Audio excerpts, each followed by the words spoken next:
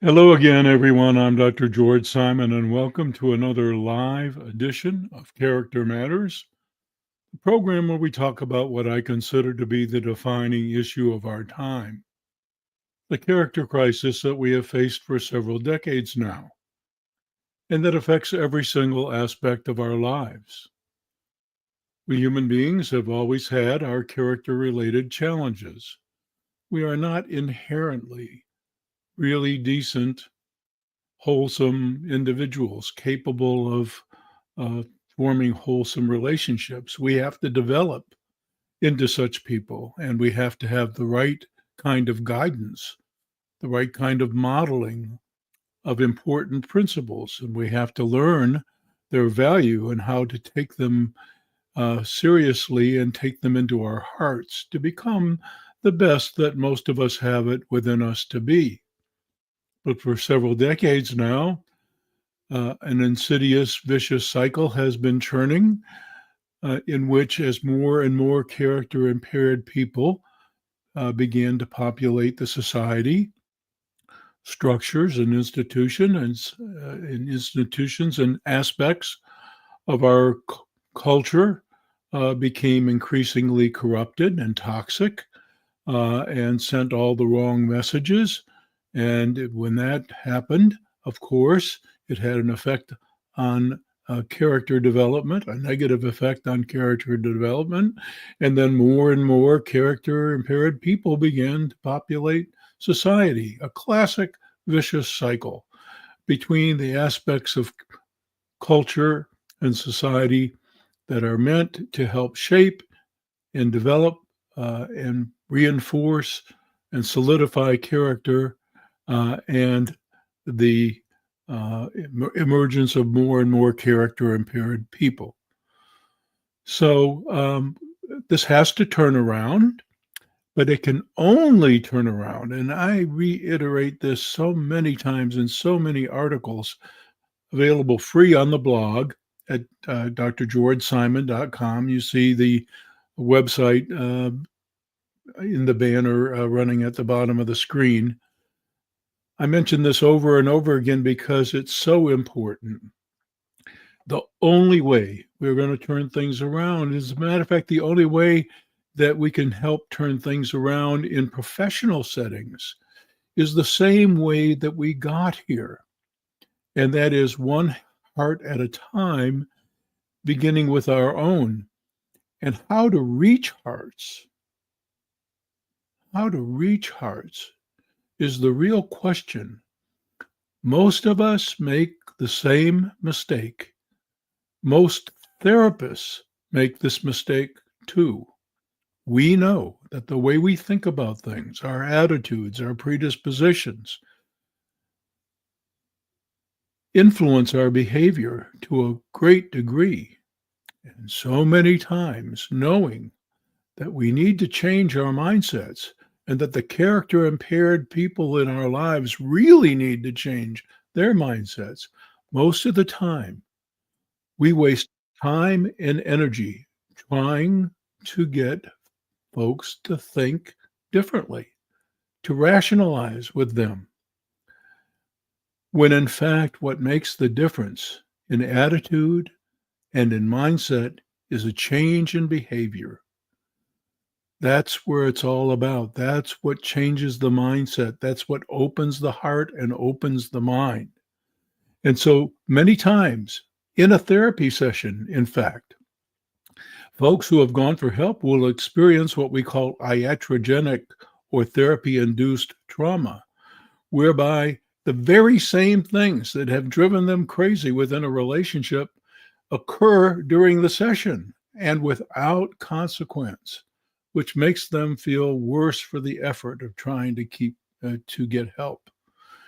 I just can't stress this enough, that our approaches to addressing the issue are rooted in some well-meaning perspectives that have lost their value in the current climate. Well, I see we have someone in the waiting room, and so I'm going to go ahead and add them to the conversation. Welcome, Suzanne. Hi. Hi, how are you today? I'm good. How are you? Fine. If you don't mind, even though we're live here, I hope you've been getting responses to your inquiries on my blog because I keep seeing the same one come up in my mailbox, and I keep replying. And when that usually happens, it's because a character in the reply email address is off. And therefore it's not going through. And because I can't tell what the error is, I just keep getting the same message over and over again. And folks think I'm not answering. So double check that if that happens to Oh, be the well. case. The other way that that can happen is that the reply goes to the spam or junk box. Um, and so you might want to check that too.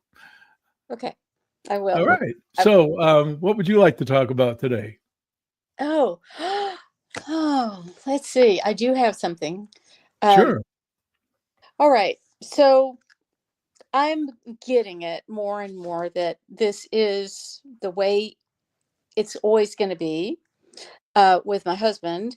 And when yesterday I inadvertently sent him a, what was it? Okay, it was a YouTube of an interview with an author who's written the book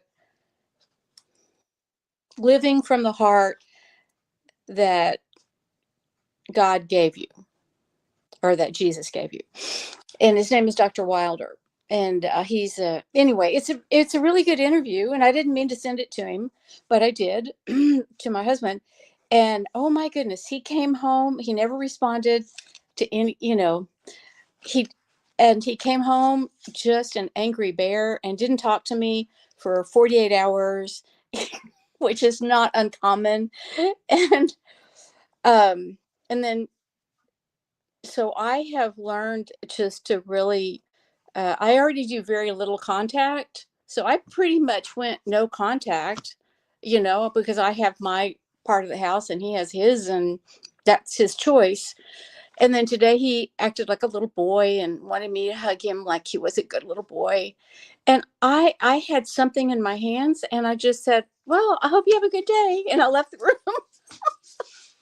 Is Yeah. that good? Is that, I mean, Yeah.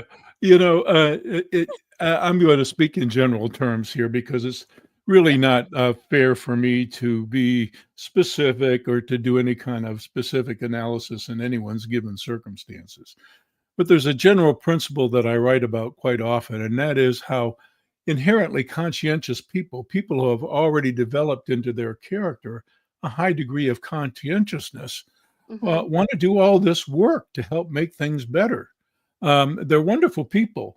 And they do a lot of work in general to help make society better. I know a lot of these conscientious people. I work with them in various enterprises, and they're wonderful people to be around because they're so conscientious. They care about a whole lot of things, and they're just a pleasure to work with. Here's the problem: conscientious people do so much work that non conscientious people don't have to do so much. Yes. The burdens on this is another classic vicious cycle that's been going on for a while, and it's had devastating effects in the United States, where about a third of our population is either incarcerated or restricted in their movement in some way through the justice system, or has um, committed acts that are worthy of prosecution if there were enough um, judges and there was enough resource within the legal system. The fact is, we have a higher percentage of our population that is dysfunctional than any advanced country on the planet. And there's a reason for this. And that is because the conscientious folks keep doing so much. There's no burden. You don't have to pick up the burden of being responsible. And that has to change. That simply must change. Now, the problem with that is how ugly that looks during the process of change. Mhm. It's It's one thing to talk about this philosophically, and it's another thing to uh, take an honest look at what the reality of that would look like. The reality of that would look like that for a while, things would be very tough, Mhm. and we would have a lot to endure. But until and unless those among us who have failed to pick up their necessary burdens find it within their heart to do so, we're going to keep going down this spiral. Mhm. So I guess the general suggestion that I would give to you is be careful not to do too much. Yeah. It's okay. It's okay to be true to your legitimate expectations within a relationship and to set appropriate boundaries and limits on what you will or will not endure. That's how you take care of yourself. Mhm. But when it comes to somebody else and they're picking up the burden uh, of of doing what they are obliged to do to make a, a relationship wholesome, Mhm. that burden has to remain with them. And in my book, In Sheep's Clothing, I talk about that and I give examples about what that looks like in the vignettes.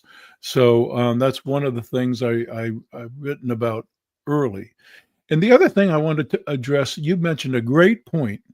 I don't know this author that you mentioned or um, what he has to say about discovering what's at the core of the heart, which many of us believe is the divine.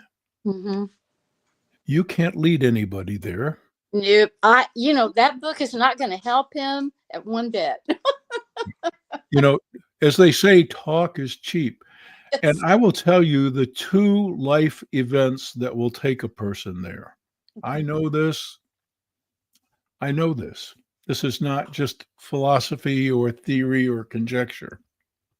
Two things will take a person there. One is extremely rare, and that is pure ecstasy.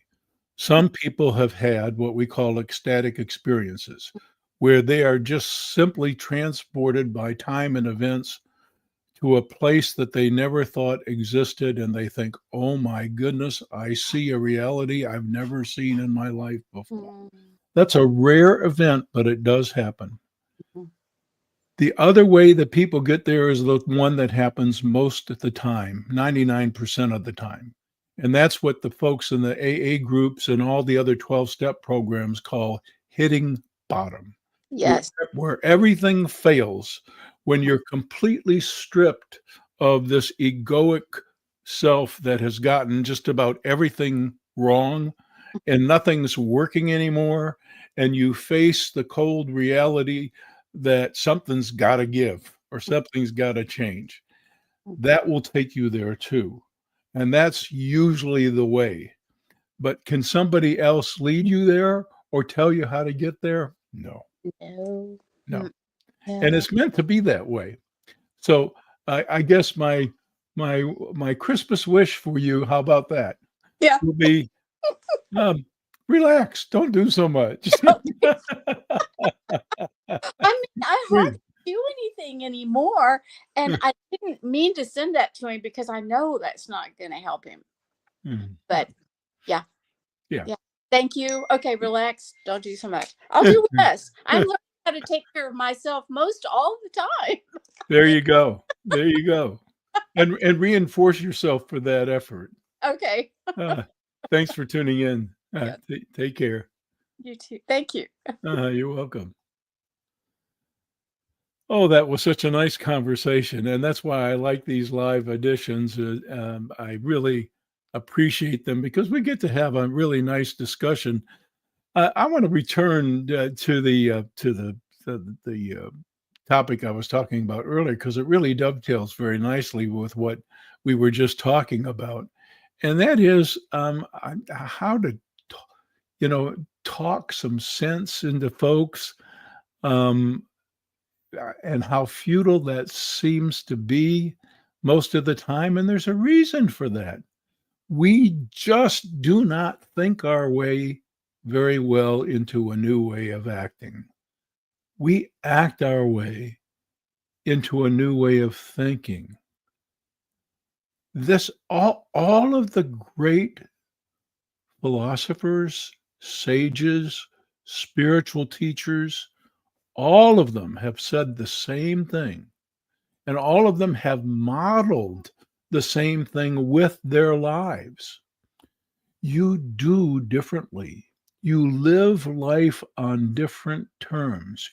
You act as though you really believe that you are an immortal soul destined for more than you can possibly wrap your head around. You act that way. You don't act as the world teaches you to act, worrying about this and that. You act lovingly, moment by moment, day after day, and you are changed in the process, and you see differently, and you think differently. All of the great sages have said the same thing. We do it first and we think differently later. This is why so much time and energy is wasted in traditional approaches, trying to get people to see what they probably have already seen many, many times, but are still at odds with. In my workshops, I used to have these little rhyming phrases. They already see. There's nothing you can tell them that they haven't heard 1,000 times from 1,000 different sources. The problem is not that they don't see. The problem is they see but still disagree, which is why they're not doing what it is you want them to do. Because in their heart, they're still at odds. And until they're willing to take that first step, as they say in the 12 step groups, and actually do differently, nothing's going to change. Nothing's going to change. You're wasting time and energy.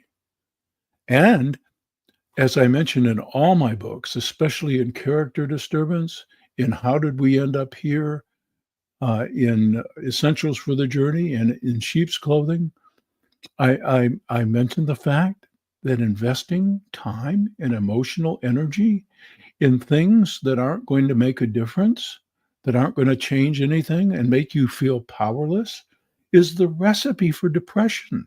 It's how people get despondent in their relationships. And the recipe for joy is just the opposite.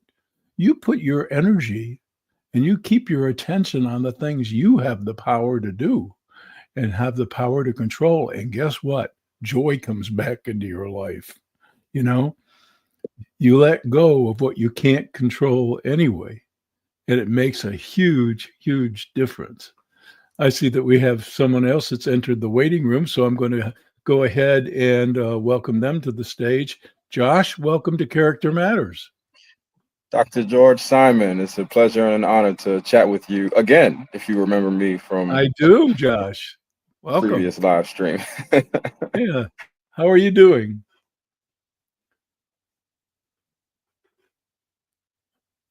Josh, your screen is frozen. I'm not sure what's going on with your internet.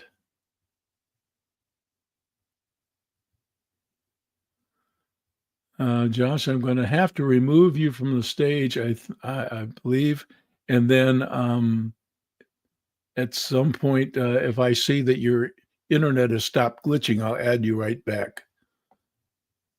You might even have to. Oh, there I see that maybe you're back. Okay, there you go. Awesome. But your internet is freezing up, I'm afraid. Yes. Are we good? Is it better? We're good right now. Yes. Fantastic. So the last time we chatted, I asked a question about, is narcissism similar to a cult, and you had a great answer for me, and I think you made a follow-up video along the lines of that topic. But today, I think my question is more, it's different. If that's okay. Yeah, sure. Yeah. I think where I've evolved to, right, is so a lot of times, especially, men, we get to a place where we encounter this type of information as a result of maybe having been oppressed, and we were oppressed as a result of maybe childhood traumas and adversities, right? Right. Um, so, and I love what you said right before I came on. You change your thinking by way of doing. Right. You're not going to think your way to a better way of doing. You have to do your way to a better way of thinking. Yeah. Right. So, what does your wisdom say about, possibly evolving through the, understandings of these matters into having better boundaries, being more assertive, and being more, uh, just improving your psychological strength and in What order a to make a better impact in the world. Yes, what a great question, Josh. I'm so glad you asked that. I'm going to have to speak a little bit metaphorically and generally here because I can't be specific to your situation, not Right. knowing enough. But I can tell you this, you are absolutely correct. Some folks, as a result of oppression, trauma, or whatever, they have a steeper hill to climb with respect to character development. Um, it's um, it's tragic, but it's also kind of pointless to focus on the causes because you really can't do anything about the trauma once it's occurred, and you really can't do anything about the past oppressions or injustices that somebody might have suffered. But here's the secret: in finding the heart to make that climb, even as it's more difficult for some individuals than it is for others, for the truly uh, heroic, for the truly heroic among us, Wow. to climb that mountain, that steeper mountain than anybody else has had to climb, is not just character building. In the doing of that, in finding the heart to do that, is building a strength, an inner strength, and coming by an inner wisdom that pales in comparison to the folks that have had it so easy. So what I have seen in my lifetime is that the most heroic characters are the ones that have overcome the most adversity. They know what it's like to face all kinds of demons, demons that even got embedded within themselves, uh, deep hurts, resentments, hatreds, mistrust, suspicion, all very legitimate, but demons that nonetheless hurt them worse than anybody else. And in dealing with those demons, these people, in my mind, in reality, they're the heroes. They're the heroes. There's more, we've lost our concept of merit. Merit is what's on us within our hearts, not what's given us, not how easy we might have it or hard we might have it, but what we decide to do, what we find it within our hearts to make ourselves do despite all of the things that might hold us back. That's the essence of merit. And when we claim that for ourselves, when we recognize, oh my goodness, despite all these things I've got churning inside of me, and despite these old wounds, and despite this mistrust that I constantly struggle with, I did this or that. That's not false pride. That's merit. Powerful. That's exactly the answer. Only you could have said it so eloquently, Dr. George Simon, and I can't thank you enough. Your content has been, some of the most important things about my year, about this whole year. And Oh, I really appreciate what you do for society. well, thank you so much. And I'm just happy to hear that you found value in it, because that's, for me, that's what it's all about. Every single day I get something from somebody, usually a lot more than just one or two, that tell me similar things. And that, I would do it even without that, because I'm truly a person on a mission. I've been on a mission for, I don't know, a little over 45 years now. So I would do it anyway, because I feel compelled to do it. But it's really nice. It's really nice. And I just have to say, satisfying. It's heartwarming, I guess is the better term, to hear from people who say, that something that they found in an article or in a book or heard me say made a difference. And that's what it's all about. Makes life worth living. Absolutely. And that's exactly what you said there. It makes life worth living. And if I may, there's only one true peer that I mentioned the last time we spoke. Yes. If you're not familiar with this individual and their work, I might mention two, but I'll at least mention one, which is Dr. Russell Barkley, who's the foremost expert on, the ADHD and its, inner workings as it, compares to any other uh, classifications, right? Right. And, Right. to me, those are the niche situations that I think are important, because especially that term is kind of a buzz term, ADHD, and the people Yes. who so rapidly and easily claim it as a justification or an excuse for this or that. Right. The only person to me that is good at speaking on it and understanding it is Dr. Russell Barkley. And the other gentleman, the other expert in the field of narcissism I'm sure you've heard this name, is Professor Sam Bachman. Yes, that's right. Yeah. Yes. Now, I'll tell you, there's a little something that bothers me about Barkin's work, Mm-hmm. and that has to do with his self-confession Mm. and the inherent, not contradiction, the inherent paradox, I guess I would say, in it That's a all. good word. In other words, if I tell you, as he has said in not so many words, if I tell you that the heart of my character is fraudulent, and is incapable of genuine care, et cetera, et cetera.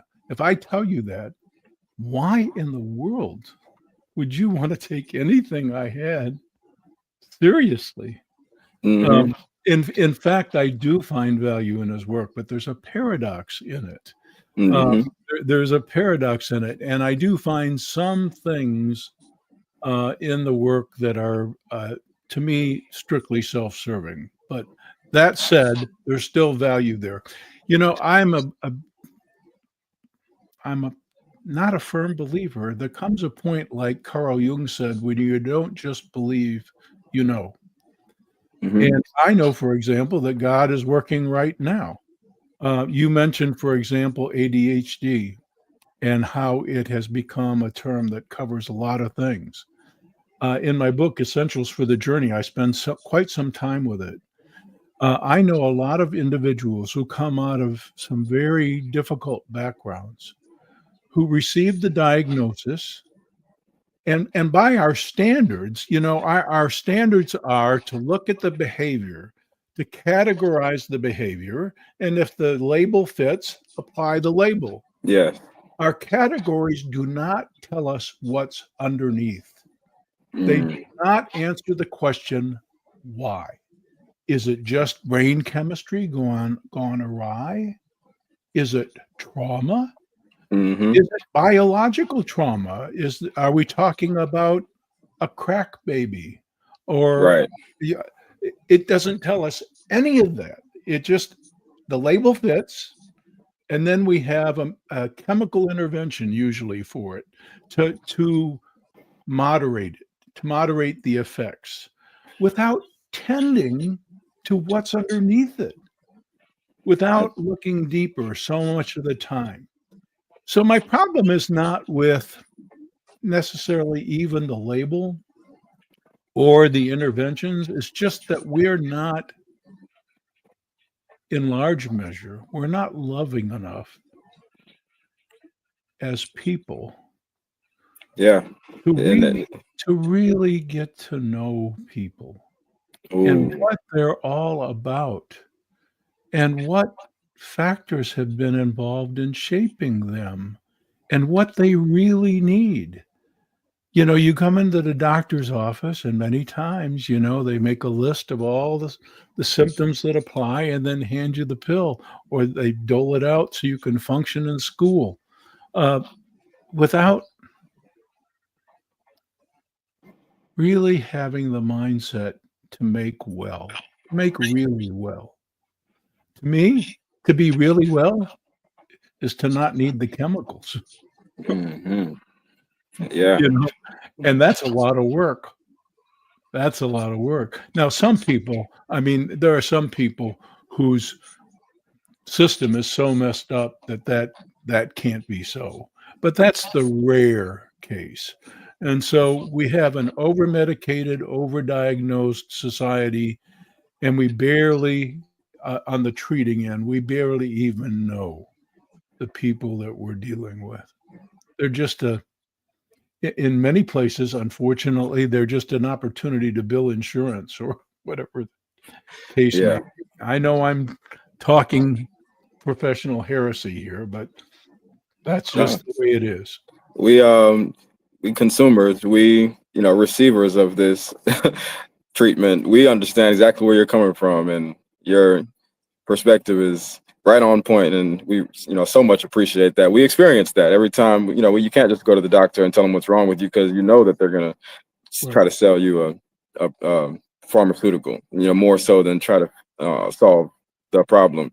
Yeah. And even when I said my statement about those gentlemen, I started it by saying that there was really only one that I would have compared, which was Dr. Russell Barkley, for the reasons that you alluded to in your answer about Professor Bachman. And I do think that your character matters are a missing part to the ADHD niche, and all of the individuals who self-diagnose in that regard. Uh-huh.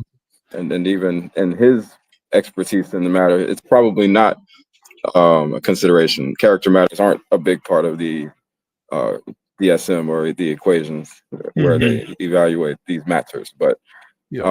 overall, and I'll land on this, it is still character matters and the patience to love one another. And what you said about having the capacity to love, the ability to love, the willingness, having the patience, the desire to not only love but experience love. There's a lot of dynamics among neighbors where any person who subconsciously or consciously expresses the ability to love, they immediately and instinctually respond with that translates to them as an opportunity to exploit. Yes. And it Yes. happens immediately. It happens right away, and it Yes. happens non-verbally among people who are deficient in character. They all look at each other and collectively exploit Well, individuals who yes. have Well, this happens on the helping end of things too.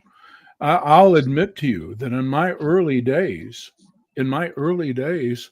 I thought I knew a lot of things that I didn't really know. Why? Because I hadn't listened well enough. I hadn't loved well enough. I mhm. hadn't cared well enough to really know who and what I was dealing with. I thought I'd been trained pretty good, you know? Yeah. You look for this, you label this, and you do this. That's what we're taught, right? Mm-hmm. And I was living under the complete delusion that this was enough. That Mm-hmm. this was really enough to help, to assist, to walk with someone else trying to have a better life and struggling for whatever reasons. And as soon as I worked on my own hubris and started listening more and observing more and walking with more and Hmm. getting to know at a more deeper level, until I started doing that, nothing was really changing. So, I really believe in the power of love, and it's a cooperative exercise. It's a behavior that's so misunderstood. And in our culture, and in many modern cultures, what we call love has so many close cousins and so many imposters. I write about this all the time. It has such a cheap definition. If love were really very simple and very easy, everybody would do it. It's not. It's a challenge. But when all the great sages through the ages say it's the answer, they know what they're talking about. But what they're talking about is something foreign to most of us. Mm, yeah, especially for our beautiful sons and daughters, nieces and nephews that were born after the year 2000. It's almost non-existent. It's almost Yeah. inexplicable, and it's unrecognized by Because the so toxic many of. nature of our culture. Yes, Hmm. So absolutely. Yeah. that's what I'm, 36, and so I think of this age group all the time, and I try my best to impart wisdom on this age group all the time. I volunteer in my community. I, speak to a lot of the youth and sports programs, and that's, your content and your message and your wisdom is a central part of my whole personality, my belief system, and my identity. So I'm always looking forward to anything and everything that you do for the world here, Dr. Simon. Oh, thank you so very much. When I take you out of the waiting room, I'm going to share one more thing too that I learned in one of the most difficult environments. But I'm going to put you back in the waiting room right now. I hope you stick around for this, though. Yeah. Thank you so much for participating, John. Thank you, Dr. Simon. I'm here. Bye-bye. Bye. What I wanted to mention, I really appreciate Josh's comments, but what I wanted to mention is that part of my learning occurred in some of the most difficult environments. For many years, given my field of expertise, I was a consultant to and set up programs for departments of correction.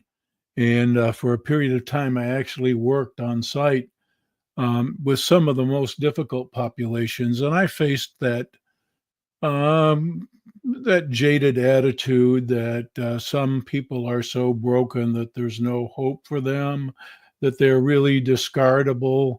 And I did meet a few folks who were so far on the malignantly narcissistic spectrum, true psychopaths and sociopaths, for whom the prognosis was not great, and largely through no fault of their own because the wiring was so different.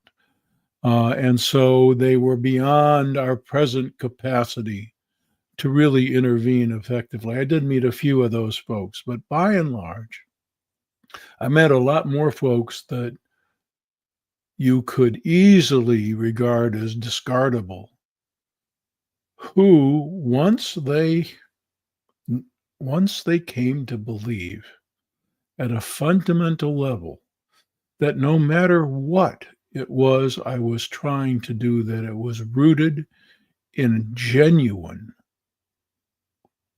well meaning, well wishing, that it was rooted in genuine care and concern, despite the unattractiveness of their way of seeing and doing things.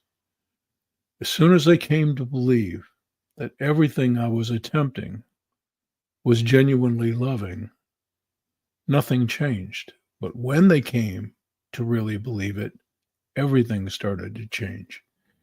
And so I know from history all those folks that made it. They write me, I get notes from them, I see things on their Facebook pages, etc., that tell me how different their lives are now.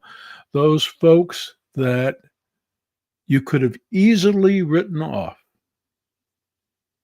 as either incorrigible or unhelpable, who turned things around. And I have many, many articles about what was the catalyst, and what was the turning point. And one of those things I will mention right now because it just popped into my head. One of the things that psychology has gotten wrong for years and years and years and years, modern psychology has taught us that guilt is an okay thing. It's a kind of a good thing to feel badly about something you did, but it's never okay to feel badly about who you are. Shame is always toxic and it's always undesirable. But I can tell you this with certainty. Although some shame is undeserved, unmerited, and toxic, most people that I know who truly turned their lives around from a complete shipwreck to a more wholesome existence did not do so out of a sense of guilt. They did it because they took a look in the mirror one day and no longer liked the person they saw. It wasn't just about what they had done, it was about who they had allowed themselves to be. And when that started to change, everything changed. So I am here to tell you, psychology has it wrong. As with all things that we tend to get wrong, it's a matter of overgeneralization. Can shame be toxic? Yes. Can it be a barrier to developing a positive sense of self? Yes. Is it therefore inherently bad and never a good thing? Absolutely not. It can be the most powerful instrument of change. When a person not only has regret for and genuine remorse for what they have done, but also is determined to be a different kind of human being, to care differently about how they carry themselves through this world, how they're perceived not only by others, but by themselves. Who they are as a person in character matters too. That's what inspired me to call this whole enterprise Character Matters. Character does matter.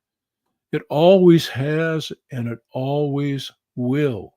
We have forgotten its importance, and we have forgotten that everything hangs in the balance.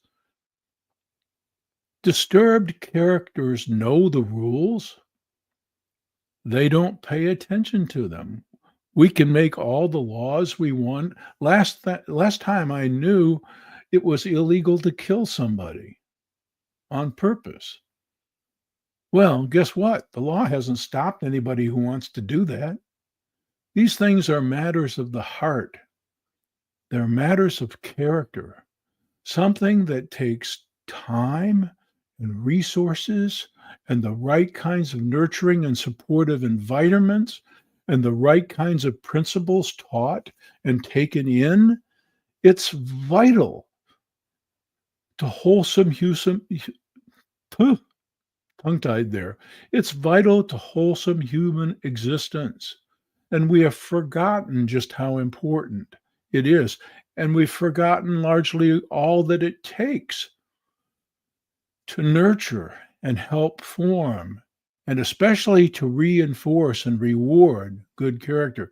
These days, it pays to be a schmuck in so many ways and in so many places. And guess what? If you keep rewarding schmuckness and you keep punishing good-heartedness, guess what's going to happen over time? It's basic learning theory. You keep punishing the responsible and you keep encouraging the irresponsible, guess what? You're going to have more irresponsibility and less responsibility. It's just that simple. And that's largely what's happened to the zeitgeist of our time, to the cultural climate of our time. It pays to be a schmuck in so many ways.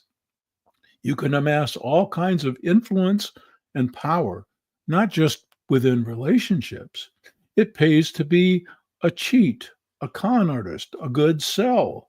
It pays to be um, a schmoozer, a seducer. It pays to be a lot of these things. We've made it rewarding because we don't hold character in as much esteem as we used to. Now, I'm not saying that we were angels years ago. That's not what I am saying. But you only have to look at the statistics to know that something has changed and not for the better. And it wasn't that we didn't say or do things behind closed doors that weren't all that good.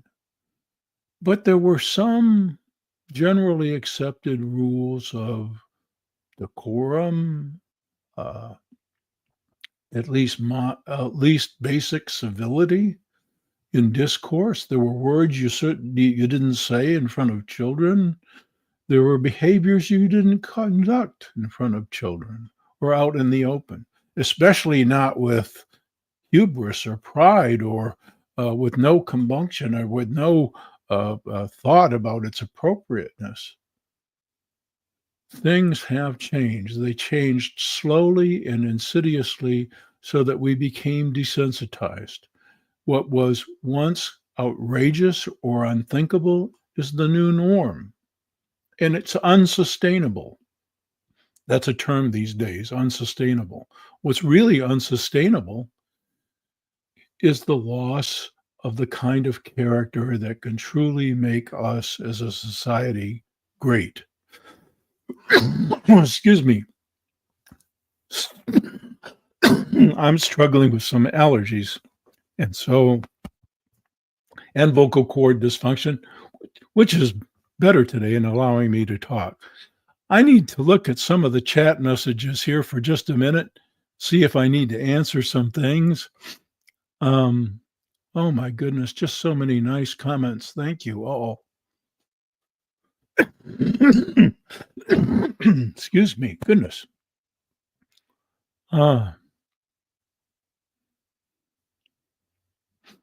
I'm going to cut all that hacking out of the recording. Oh my goodness.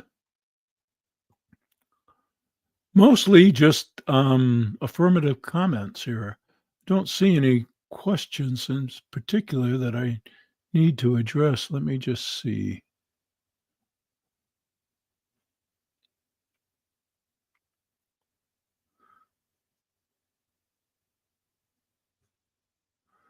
Yes, somebody mention of the fact that how shame can be super dangerous. And I have acknowledged that. What I'm saying about shame is not, I'm not painting with a broad brush here. I know that there are toxic forms of shame and detrimental effects of shame also. Excuse me. And like so many things, it's a continuum. Like so many things, there's a spectrum. Oh my goodness. When it comes to shame, it can be toxic if your opinion of yourself is so low, you think you're a worthless human being, and you basically find no redeeming value in yourself. We are not synonymous with our mistakes, but we are synonymous with what we choose or how we choose to reckon with our mistakes, how we choose to define ourselves as human beings. That's a choice. We have a choice about our identity, and our identity in itself can be a problem. If the typical way we prefer to operate in the world is the problem, then it's not just specific behaviors that have to change. It's how we want to see ourselves and how we want to define ourselves that has to change. What we see now on the world stage with many power brokers is that they are proud as punch, to style themselves as the archetypal strongmen who rule with an iron fist and who derive satisfaction from the power that they wield, but who don't have the moral foundation with which to lead lovingly. This is a problem. This is a problem of pathological pride, a problem with pathological definition of self. And the only thing that can change that is a change in perception about one's value as a human being. So, yes, once again, point well taken. Not all shame is constructive. Some of it's very destructive. It's a matter of type and degree, like so many other things. But it also can be the catalyst for real change. Psychology's had it wrong, and usually when it gets it wrong, it's because it paints with such a broad brush. The biggest broad brush of all has been the historic notion that what people lack more than anything else is insight into their own behavior, and that if you work to help them see the folly of what they're doing and the problematic consequences that it's having, that everything will change. Well, that's in some cases very true, but not in all cases. And therefore, the approach has to be different in some cases. And it's because, by and large, folks in the helping professions haven't been willing to see that the approach needs to be different in many cases, that we write off some cases as unhelpable or unmodifiable. It's not so much that the situation is unmodifiable or that the person can't be helped or that the person can't change, as that our strategies of assisting the process are misguided and rooted in overgeneralized old notions about how to accomplish the task. Well, folks, I'm about to wrap up another live edition of Character Matters. I'm going to go through the comments in the chat once again. I really appreciate everyone's participation today. So many good comments, so many good questions. Once again, it'll be the first and the third Wednesdays at noon Central Time that we have these live editions, with some notable exceptions when necessary. But let me go through these questions and comments just one more time.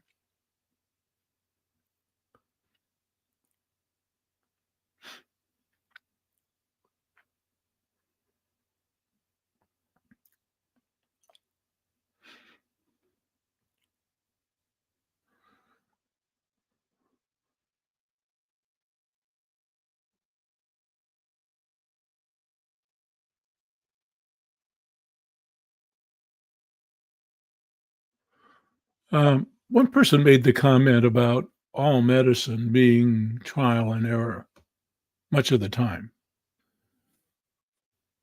Well, that has some truth to it. And even as I was, excuse me, even as I was growing in my capacity to help, I knew that certain things had to be tried and I had to learn from error. But the other important component there is that despite any trial and error, you really have to be conscientious about the impact of your trial and error on the person that you're working with. So you have to really care, and you really have to care about the outcome, and you really have to care about the person, and you really have to be honest with yourself about how the things you're doing are really going. We want to think that we're well intended. Many of us, that's why we got into the helping professions. Sometimes we have to get very honest with ourselves and say, just exactly how well intended am I here if I keep doing the same things expecting different results, even though those things aren't working? So, yes, many times it's trial and error, but all the while, the welfare, the true welfare of the person that we're taking a walk with uh, has to be center stage. And that's what genuine loving is all about. It's not a matter of sentiment so much as behavior, is the absolute radical meaning of well. And that has to start with ourselves. If we don't know how to mean well and do well by ourselves, we can't possibly know how to mean well and do well by others. So with that, I'm going to be wrapping up another edition of Character Matters Live. Please avail yourself of all the free articles on my blog at drgeorgesimon.com. In the future, I think that we will be able to work out having the same link to join the conversation on the live editions. Don't have that option just yet, but we will work that out. We will also have scrolling on the banner here the way to participate in the discussion. And of course, we have the chat where you can submit your comments and ask any questions that you have. So I really really appreciate the participation of everyone who joined the conversation today. In addition to the free articles on the blog, I hope that you will avail yourself of all my books, all 5 of them. The Judas Syndrome is becoming harder to find because there's only a few remaining copies in the edition that is soon to go out of print, if it hasn't already. But I have retained or regained the rights to the book from the publisher, and it's being remade under a new title.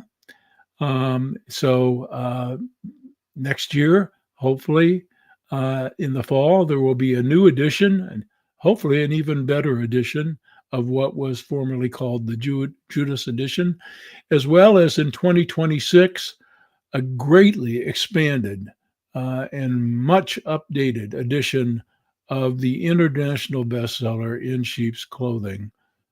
So I hope you'll avail yourself of those as well. And I hope again that you'll tune into the next live edition of Character Matters and avail yourself of the recorded editions as well on the YouTube channel. So once again, thanks for tuning in. I'm Dr. George Simon. Until next time, take care.